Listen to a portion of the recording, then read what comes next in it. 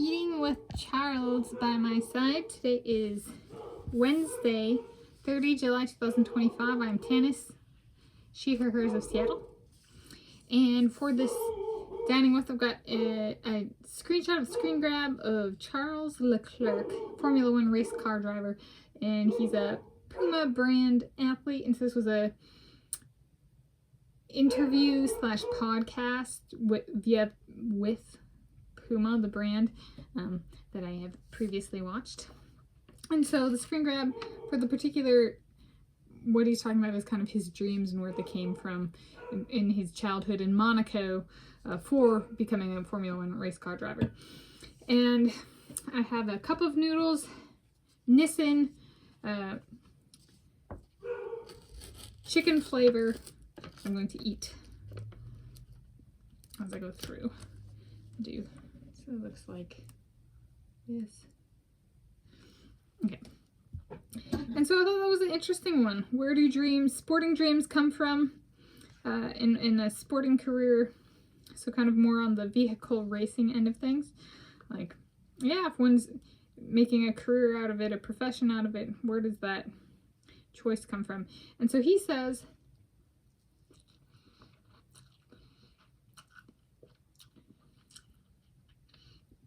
that the cars, when he was sitting in class in school and was really young, the cars really caught his attention that were driving past.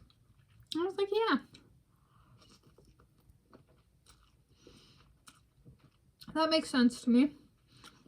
There's a difference between, like, especially when one's really little, thinking from my own experience.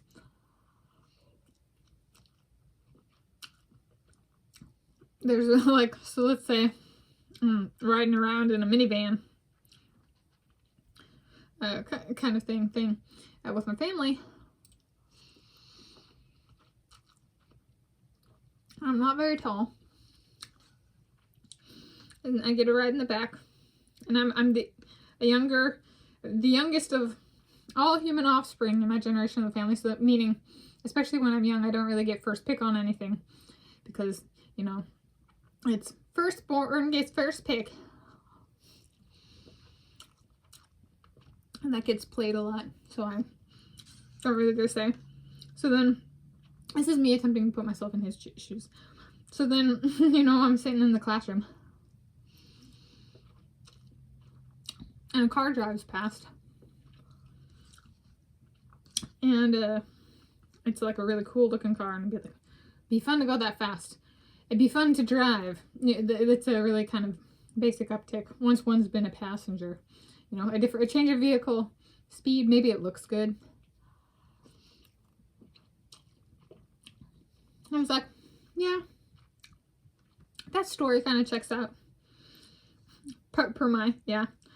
Based on, like, driving is limited as a child because one is not old enough to drive, much less, you know, they might not even have the means to drive, like an actual vehicle, not one of those, like, little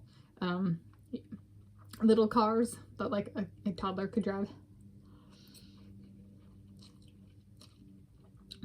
Like, I'm talking like a full-blown vehicle. Road safety, you know, kind of past and that kind of stuff.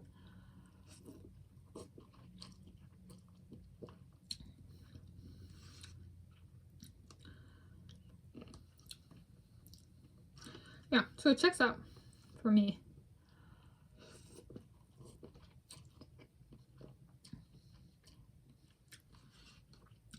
As for, like, brands doing podcasts with their athletes, I like that. It allows us to get that perspective that I might not have gotten, at least in the same capacity. Right? The athlete might word things differently or feel different kind of comfort levels depending on who's interviewing. In terms of interviewer, but then also their own relationship to the interviewing organization or institution.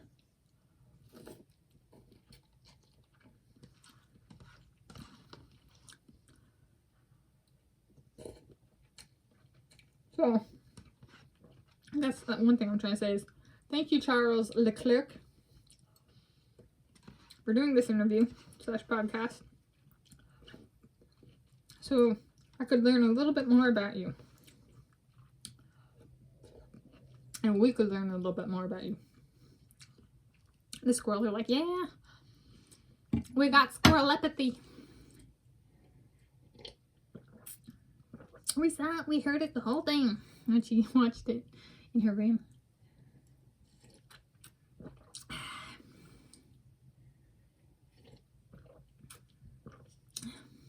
Anything else? He was in the movie F1 the movie. When he had a very serious / professional, like focused approach to being in the movie. I liked it. And I've seen some of the footage of him like walking around at the Grand Prix themselves, and he walks slower at those. Did I see a representative snippet then in the movie? I imagine they all walk fast from time to time. Anyway, thank you for joining Charles and Tanis and Charles for this Dining With.